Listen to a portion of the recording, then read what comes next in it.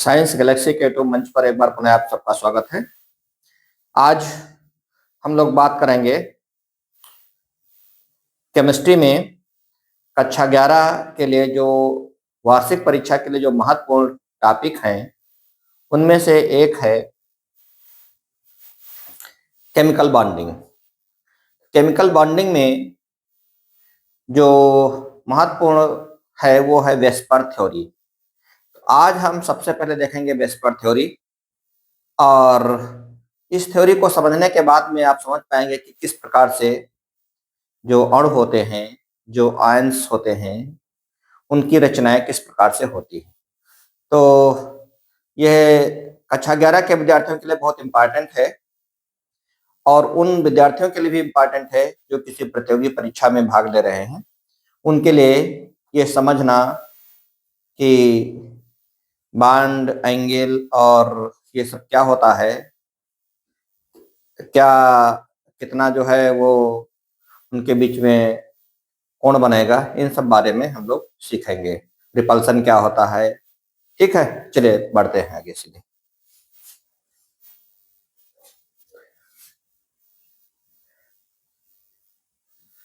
तो आज हम सबसे पहले देखेंगे कि हमारे जो वेस्पर थ्योरी क्या है।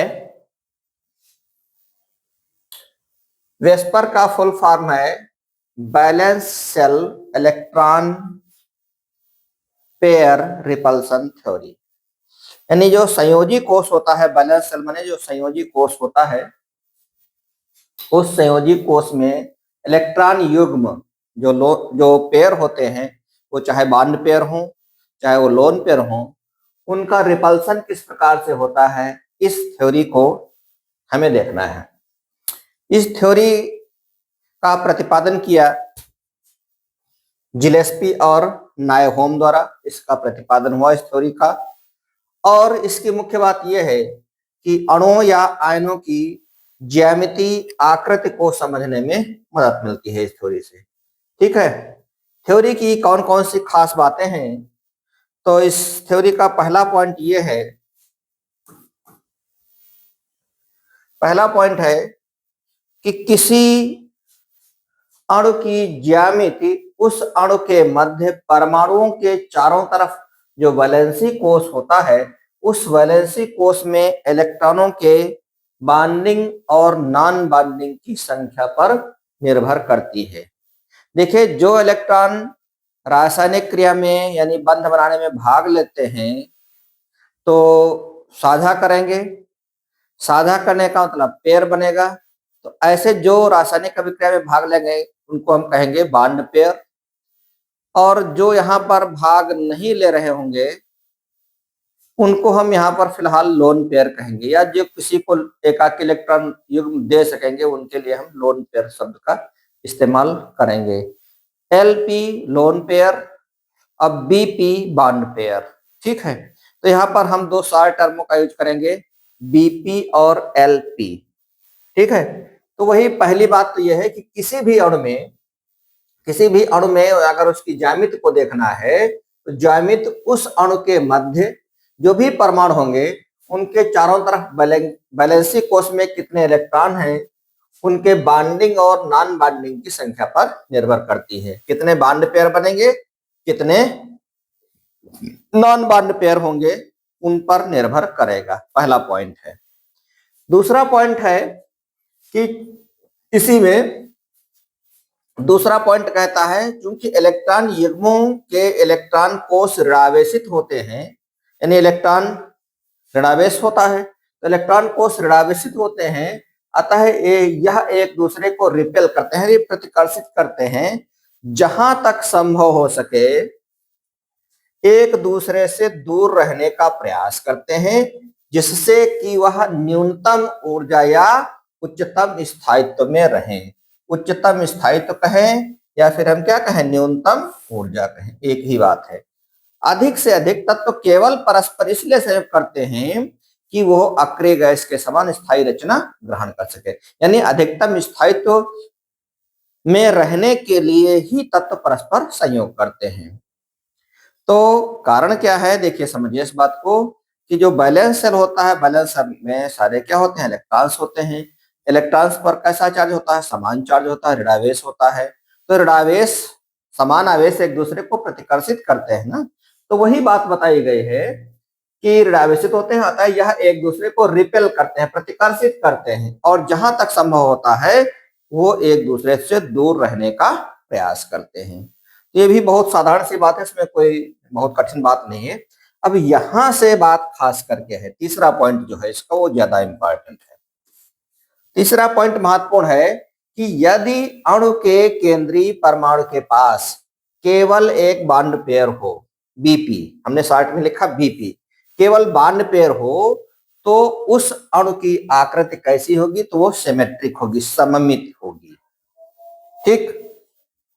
और अगर एक बॉन्ड पेयर के अलावा यदि ज्यादा हो, यदि 2 हो, 3 हो, 4 हो, 5 हो, 6 हो या फिर 7 हो, ठीक है, तो फिर बॉन्ड पेयर अगर इतने हैं तो फिर अणु की ज्यामिति उसी के अनुसार, अगर 2 होगा तो वह रेखीय हो जाएगा, 3 होगा तो समतलीय त्रिकोणीय हो जाएगा, यानी त्रिकोणीय हो जाएगा, 4 अगर होंगे तो चतुष्फलकीय हो जाएगा, 5 होंगे तो त्रिकोणीय द्विपिरामिडीय हो जाएगा, 6 होगा तो अष्टफलकीय हो जाएगा, और अगर 7 होंगे तो पंचकोणीय द्विपिरामिडीय होती है।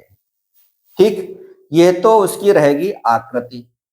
समझ में आ गई बात। तो इस तीसरे पॉइंट को हम महत्वपूर्ण पॉइंट में गिनती करेंगे, और यहां से देखेंगे कि अगर उसमें एक ही बॉन्ड पेयर है तो उसमें सिमेट्री होगी, यानी सममित होगी, जैसा एक पक्ष होगा वैसे दूसरा पक्ष होगा। लेकिन अगर ऐसा नहीं है, 2 बॉन्ड पेयर है तो फिर उसकी आकृति रेखीय होगी, 3 बॉन्ड पेयर है तो त्रिकोणीय होगी, 4 बॉन्ड पेयर है तो चतुष्फलकीय होगी, 5 है तो त्रिकोणीय और द्विपिरामिड, 2 पिरामिड बनेंगे, ऊपर नीचे 2 पिरामिड बनेंगे, ऐसी होगी।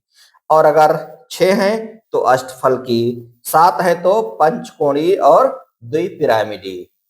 ठीक, तो हमारे यहाँ 6 तक है जनरली, इसलिए हमने फिलहाल बता ही दिया, लेकिन 6 तक जनरली है। चलिए आगे बढ़ते हैं, जरा इसकी आकृति को थोड़ा सा समझ लेते हैं।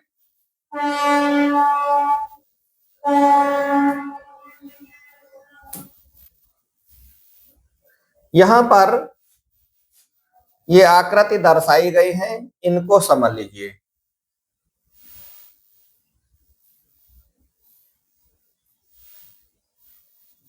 ये हमने इधर इलेक्ट्रॉनों की संख्या लिखा, यानी इलेक्ट्रॉन युग्म, पेयर, बॉन्ड पेयर कितने, अगर 2 बॉन्ड पेयर हैं तो उसकी प्रकृति कैसी होगी, रेखीय होगी, यानी इनके बीच में 180 अंश का कोण बनेगा। एक बॉन्ड पेयर इधर है, एक बॉन्ड पेयर इधर, तो अगर कोई ऐसा तत्व है ए से कोई दूसरा तत्व संयोग कर रहा है, तो फिर यहाँ पर इसके बीच में और इसके बीच में कोण कितना बनेगा, 180 अंश का कोण बनेगा, और एक लीनियर इसकी प्रकृति होती है। ठीक, यहाँ पर ये दिखाया गया है, जैसे कुछ एग्जाम्पल भी हैं, यही एग्जाम्पल पूछे भी जाते हैं, तो आप इस टेबल को अच्छी तरीके से इसका स्क्रीनशॉट ले लीजिएगा, हमने बड़ा कर दिया है, आसानी से समझ में आ जाएगा। इसमें कौन कौन से भाग ले सकते हैं, इसमें उदाहरण में क्या हो सकता है आपका, इसका उदाहरण हो सकता है BeCl2 है, GCl2 है, तो Be यहाँ पर केंद्रीय परमाणु हो गया, यानी A, और Cl2 की जगह हम मान लें एक B और एक B, ये दूसरा हो गया। ठीक, इस प्रकार से इसकी प्रकृति कैसी रहेगी, रेखीय रहेगी।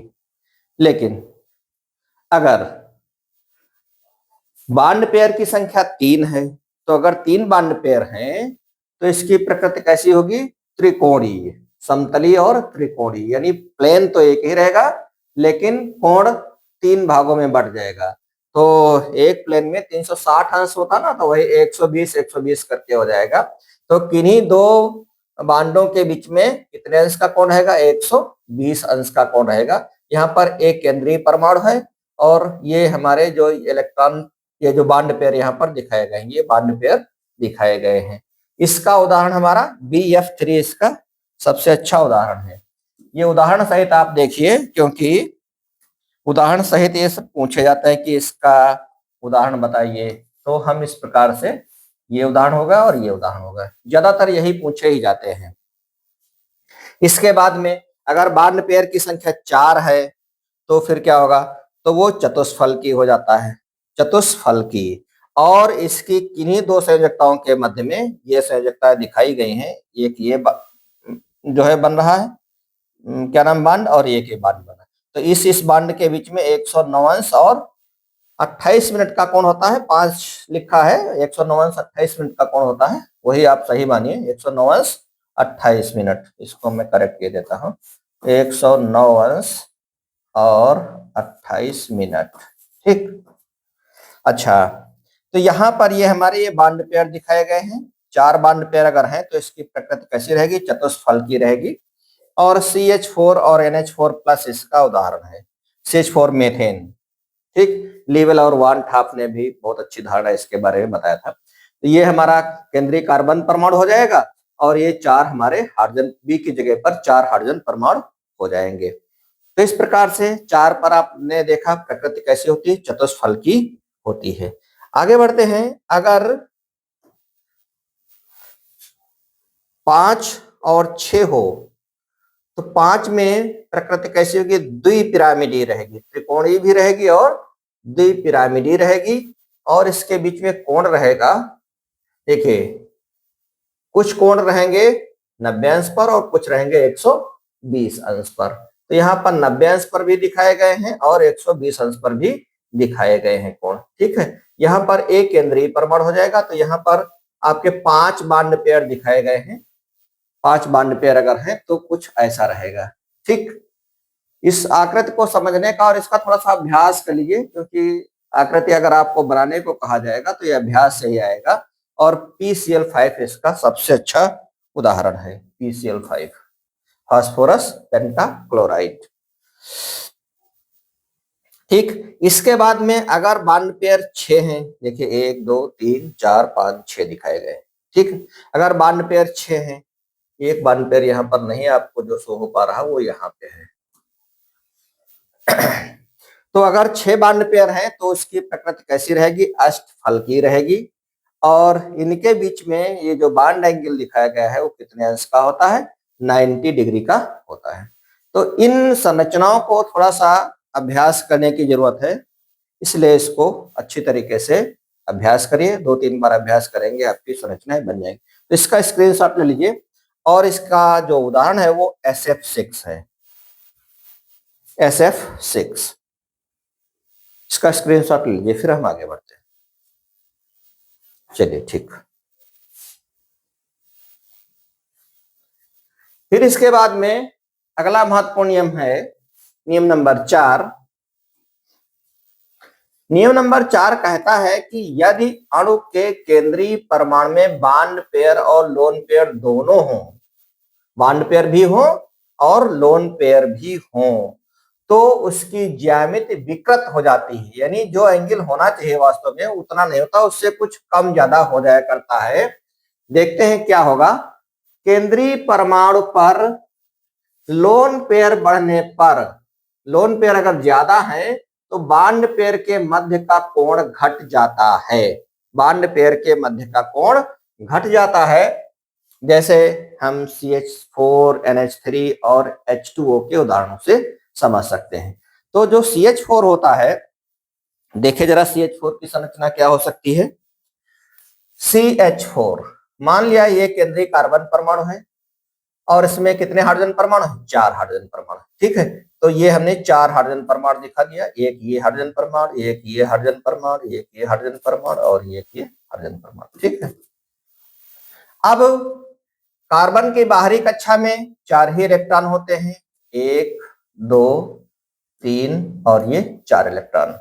ठीक, और हाइड्रोजन के एक एक इलेक्ट्रॉन होते हैं, एक एक इलेक्ट्रॉन ये हो गए। ठीक, तो यहां पर ये सारे जो इलेक्ट्रॉन्स हैं वो रासायनिक क्रिया में भाग ले रहे हैं, यानी बांड बना रहे हैं। सारे इलेक्ट्रॉन क्या रहे हैं, बांड बना रहे हैं। तो ये बांड का पेयर बन गया, ये बांड पेयर बन गया, ये बांड पेयर बन गया और ये बांड पेयर बन गया। चारों क्या हैं, बांड पेयर हैं, यानी BP हैं। क्या है, BP हैं, बांड पेयर है। तो इसमें चारों बांड पेयर हैं, तो लोन पेयर इसमें क्या है, एक भी नहीं है। तो इसमें लोन पेयर क्या है, 0 है। इसमें Lp क्या है, 0 है मीथेन में। अच्छा NH3 की बात करें अगर, तो NH3 की अगर हम बात करते हैं तो N की बाहरी कक्षा में होते हैं 5 इलेक्ट्रॉन, तो ये हो गए, एक ये इलेक्ट्रॉन हो गया, एक ये इलेक्ट्रॉन हो गया और एक ये इलेक्ट्रॉन हो गया, 5 इलेक्ट्रॉन हो गए बाहरी कक्षा में। ठीक, और इसमें से हाइड्रोजन इसमें कितने जुड़े हैं, 3 हाइड्रोजन जुड़े हुए हैं, एक ये हाइड्रोजन हो गया, एक ये हाइड्रोजन हो गया और एक ये हाइड्रोजन हो गया, एक ये हाइड्रोजन हो गया। ठीक, अब इनके इनके एक इलेक्ट्रॉन मैं दिखा देता हूं दूसरे, ये हाइड्रोजन के इलेक्ट्रॉन हो गए। ठीक, तो यहां पर एक ये और एक ये 3 बॉन्ड पेयर हैं और एक लोन पेयर भी है। यहां पर हम क्या पा रहे हैं, एक लोन पेयर है, तो इसके पास एक लोन पेयर है, किसके पास, NH3 के पास, वही हमने यहां पर लिखा है कि एक लोन पेयर है। अब क्या होगा, जब इनके इनके बीच में बॉन्ड बनेगा, चलिए एक अगला भी समझ लीजिए फिर हम बनाते हैं। अगले में हमारे पास है H2O, ये हमारा H हो गया, इधर H है, 2 हाइड्रोजन परमाणु, और ऑक्सीजन के पास यहां पर बाहरी कक्षा में कितने इलेक्ट्रॉन होते हैं, 6 इलेक्ट्रॉन होते हैं। ये हमने 6 इलेक्ट्रॉन इसके दिखा दिए हैं ऑक्सीजन के, ठीक है, ये 6 इलेक्ट्रॉन हो गए ऑक्सीजन के। और हाइड्रोजन का इलेक्ट्रॉन हम दिखा देते हैं, चलिए ये हाइड्रोजन का हो गया, ये हाइड्रोजन का हो गया।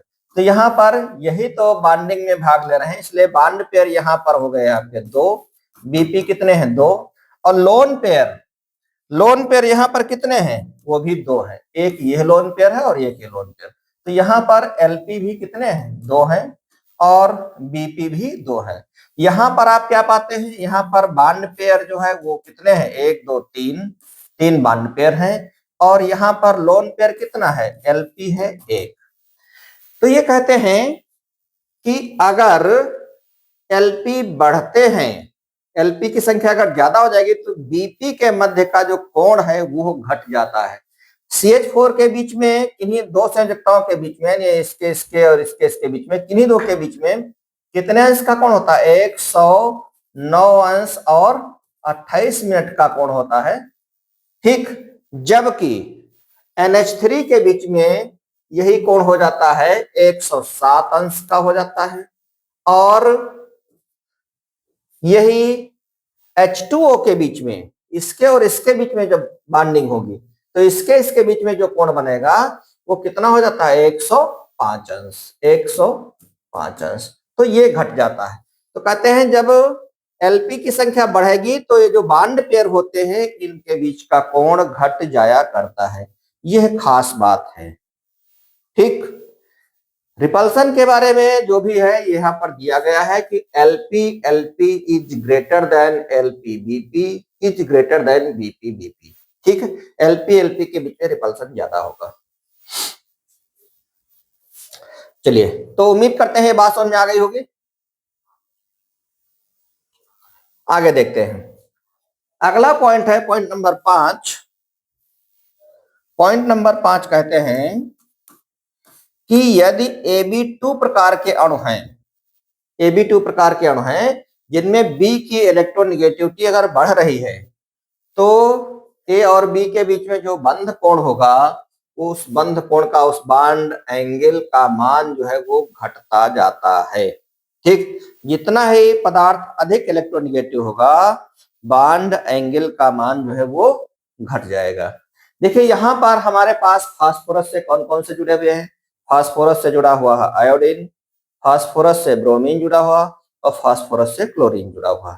ठीक, तो Pi3, PBr3 और PCl3, इनमें सब में हम क्या पाते हैं कि जो क्लोरीन है वो अधिक इलेक्ट्रोनेगेटिव है, chlorine is greater than Br is greater than I।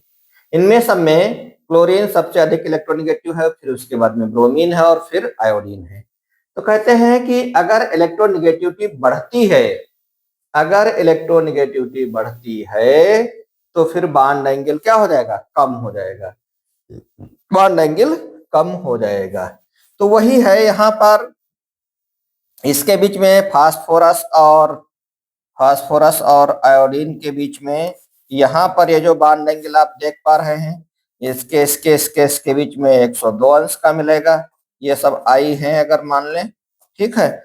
और यहाँ पर PBr3 के केस में ये मान लिया P है तो ये Br है, तो इसके बीच में 100.5 डिग्री ही रह जाता है, इसके बीच में भी 100.5 डिग्री रह जाएगा, ठीक है। लेकिन यहाँ पर देखिए अगर ये क्लोरीन है, क्लोरीन, तो इसके बीच में कोण देखो और ये घट जाता है कितना, 98 डिग्री ही बचता है, 98 डिग्री ही बचता है, 98.4 डिग्री, ठीक। ये Cl सब लगे हुए हैं। तो कुल मिलाकर के जो पांचवा पॉइंट है वो ये कहता है कि यदि कोई ऐसा अणु है जिसमें दो परमाणु भाग ले रहे हैं, Ab2 टाइप का है, Ab2 टाइप के परमाणु में अगर कोई पदार्थ अधिक इलेक्ट्रोनेगेटिव है तो फिर बॉन्ड एंगल का मान क्या हो जाएगा, कम हो जाएगा, उनके बीच में जो बॉन्ड एंगल होगा वो कम हो जाएगा। तो यहाँ पर इसके माध्यम से आप समझ पा रहे होंगे, ठीक है। अच्छा, अगला पॉइंट देखते हैं। अगला पॉइंट है कि यदि केंद्रीय परमाणु का संयोजकता कोष पूर्ण भरा होगा तो बॉन्ड पेयर में प्रतिकर्षण अधिक होता है, बॉन्ड पेयर में आपस में प्रतिकर्षण अधिक होगा। देखिए कैसे, अब यहां पर हम NH3 की बात कर रहे हैं। NH3 में देखिए बॉन्ड एंगल कितना है, 107 डिग्री, और PH3 में बॉन्ड एंगल कितना है, 93.5 डिग्री, यानी यहां पर PH3 में कम है और NH3 में ज्यादा है। अब देखिए इस बात को समझिए, NH3 में अगर हम N की बात करें, N का परमाणु क्रमांक कितना होता है, 7 होता है। तो 7 का जब हम इलेक्ट्रॉनिक कॉन्फ़िगरेशन यानी इलेक्ट्रॉनिक विन्यास बनाएंगे तो हो जाता है 1s2, 2s2 और 2p3, ठीक, 2 और 5। तो वैलेंसी कोष यही तो है, वैलेंसी कोष इसका, ये इसका वैलेंसी कोष। वैलेंसी कोष में कुल कितने इलेक्ट्रॉन है, 5 इलेक्ट्रॉन है। चलिए मैं बना देता हूं, जैसे ये हमारा 2s हो गया, तो 2s में, और ये हो गया हमारा 2p सब सेल, ठीक। तो 2s में कितने इलेक्ट्रॉन है, 2 इलेक्ट्रॉन, 2 इलेक्ट्रॉन 2s में हो गए, और 2p में 3 इलेक्ट्रॉन है, 1 2 3। तो इसका वैलेंसी कोष 2s और 2p हुआ, 2s और 2p, ये दोनों क्या है, भरे हुए हैं, दोनों क्या है, भले ही आधा है, अर्धपूरित है, लेकिन फिर भी इसको हम भरा मानेंगे, एकदम खाली नहीं, ये भरा है यहाँ पर।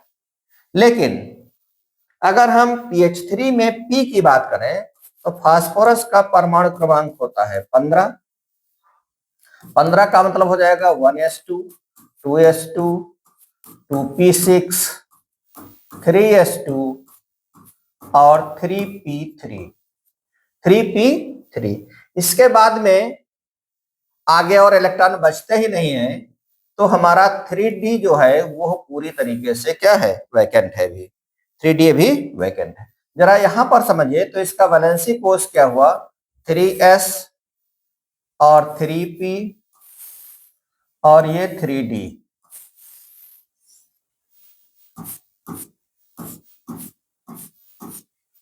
अब यहां पर आप क्या पाते हैं कि 3p के में, 3s में तो 2 इलेक्ट्रॉन है, 3p में 3 इलेक्ट्रॉन पहुंचते हैं, 1 2 3, और ये सब पूरे जो है वो क्या है, वैकेंट है। तो वैलेंसी कोष इसका क्या है, वैकेंट है, अधूरा है। और जब अधूरा है, अधूरा कह ले या कह ले खाली है, ठीक, अधूरा है या खाली है, कौन सा, 3d खाली है, 3d, ये है 3p और ये है 3s। 3s और 3p तो भरा हुआ, लेकिन 3d वैकेंट है। तो कहते हैं अगर वैलेंसी कोष पूर्ण भरा होगा तो Bp में प्रतिकर्षण अधिक होगा, और अगर खाली होगा तो प्रतिकर्षण होगा कम। तो Bp के बीच में जो NH3 के बीच में जो बॉन्ड बन रहा था, N और H3, ठीक, ये हमारे H3 हो गए, इनके बीच में देखिए ये चूंकि पूरा भरा हुआ है, एक तरीके से सारे सेल भरे हुए हैं, तो ऐसी स्थिति में यहां पर आप पा रहे हैं कोण कितना बन रहा है, 107 डिग्री का बन रहा है, 107 डिग्री इसके बीच में और इसके बीच में भी, ये भी 107 डिग्री रहेगा। ठीक, ये ज्यादा हो रहा है। अगर भरा है तो बीपी में, यानी ये जो इनका बॉन्ड पेयर बन रहा है, एक मान लिया नाइट्रोजन का है, एक हाइड्रोजन का है, तो ये बॉन्ड पेयर है एक नाइट्रोजन का एक हाइड्रोजन का। तो ये जो बॉन्ड पेयर बन रहे हैं ये क्या है, इनके बीच में रिपल्सन ज्यादा होगा और वो 107 डिग्री का कोण बना रहे। ठीक इसी प्रकार से अगर हम इसकी बात करें, यहाँ पर PH3 की बात करें, तो ये हमारा हो गया P, यहाँ पर इसके 3 इलेक्ट्रॉन हैं और यहाँ पर ये हमारे पास हम हाइड्रोजन हो गया, मान लिया ये है हाइड्रोजन, ये हाइड्रोजन और ये हाइड्रोजन। हाइड्रोजन के एक एक इलेक्ट्रॉन है। ठीक, तो ये बॉन्ड पेयर बन रहा है।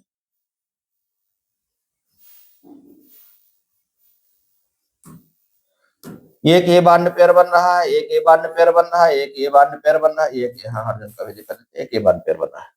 तो इन बॉन्ड पेयर के बीच में रिपल्सन जो है वो कम होगा, इसलिए इनके बीच में जो कोण बनेगा वो क्या होगा, कम होगा, और वो कोण होता है 93.5 डिग्री। 93.5 डिग्री इसके बीच में रहेगा और इसके बीच में भी 93.5 डिग्री रहेगा। तो ये खास बातें बताई किसने, हमारे वेस्पर सिद्धांत ने। ठीक, तो बहुत ही अच्छा है ये नियम और इससे हम आकृति समझ पाते हैं। इस प्रकार से उम्मीद करते हैं कि इसके 6 पॉइंट हैं, 6 पॉइंट आपकी समझ में आ गए होंगे। एक बार जल्दी से इनका अपना रिवीजन कर लेते हैं। छठा पॉइंट है, हम यहीं से चलते हैं कि कहा कि यदि परमाणु का संयोजकता कोष पूरा भरा हुआ है या मान लिया आधा भरा हुआ है या बहुत खाली है, तो जो जिसमें जितने ही वैकेंट होंगे उसमें उनके बीच में जो बॉन्ड पेयर के बीच में जो रिपल्सन होगा वो कम होगा, और जो जितना ही भरा होगा उनके बॉन्ड पेयर के बीच में रिपल्सन उतना ही अधिक होगा और बॉन्ड एंगल बढ़ जाया करेगा। ठीक है, इससे पहले वाला पॉइंट देख लेते हैं। इससे पहले वाला पॉइंट देखो, 5वां पॉइंट ये कहता है कि यदि Ab2 टाइप का है कोई अणु और उसमें B अधिक इलेक्ट्रोनिगेटिव है, तो जो अधिक इलेक्ट्रोनिगेटिव होगा उसके बीच में बॉन्ड एंगल कम हो जाएगा। ठीक, यहाँ पर देखिए, यहाँ पर ये PCl3, ये PCl3 है, PCl3 के बीच में ये बॉन्ड एंगल कम है, PbR3 के बीच में ज्यादा है और यहाँ पर Pi3 के बीच में बॉन्ड एंगल बहुत ज्यादा है। ठीक, तो इस प्रकार से आपने देखा। और फिर एक और जो खास बात इसकी है वो आपने देखा यहाँ पर पॉइंट नंबर 4, ये भी बहुत महत्वपूर्ण पॉइंट है। कहते हैं कि यदि केंद्रीय अणु के पास लोन पेयर नहीं है, केंद्रीय अणु यहाँ पर C है, यहाँ पर N है और यहाँ पर O है। ठीक, CH4 में C है केंद्रीय परमाणु और NH3 में N है केंद्रीय परमाणु और H2O में O केंद्रीय परमाणु है। इस केंद्रीय परमाणु के पास अगर लोन पेयर नहीं है तो फिर जो बॉन्ड पेयर होंगे उनके बीच में एंगल होगा ज्यादा। ठीक, और अगर लोन पेयर होने लगते हैं तो फिर ये लोन पेयर इसको दबाएगा और इनके बीच में जो बॉन्ड एंगल है वो क्या हो जाता है, घट जाता है। तो यहाँ पर आप NH3 के बीच में 107 डिग्री ही देख पा रहे हैं। H2O में 2 बॉन्ड पेयर होने की वजह से, सॉरी 2 लोन पेयर होने की वजह से ये बॉन्ड पेयर और घट जाते हैं, इनके बीच का एंगल और घट जाता है और आपका एंगल रह जाता है केवल 105 डिग्री। तो उम्मीद करते हैं ये सारी बातें आपकी समझ में आ गई होंगी। अब इसका एक और जो पॉइंट है, तीसरा पॉइंट भी हमने कहा था महत्वपूर्ण है। तीसरे पॉइंट में ये जो इसकी रचनाएं हैं उन रचनाओं को समझ लें कि अगर उसके पास इलेक्ट्रॉन युग्मों की संख्या 2 है तो फिर उसकी प्रकृति रेखीय रहेगी, यानी इस प्रकार से ये एग्जाम्पल हो गया।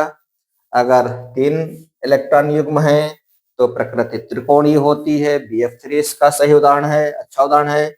और अगर 4 हैं तो प्रकृति चतुष्कोणीय होगी, यानी चतुष्फल की होगी और CH4 और NH4 प्लस इसके उदाहरण बनते हैं।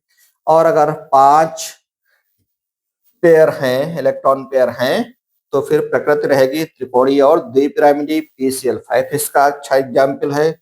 और अगर 6 हैं तो फिर अष्टफलकी हो जाती है और SF6 इसका अच्छा उदाहरण है। ठीक है, तो इस प्रकार से हम लोगों ने इन बातों को समझा अच्छी तरीके से। अब इसका जो तीसरा पॉइंट और जो कहता है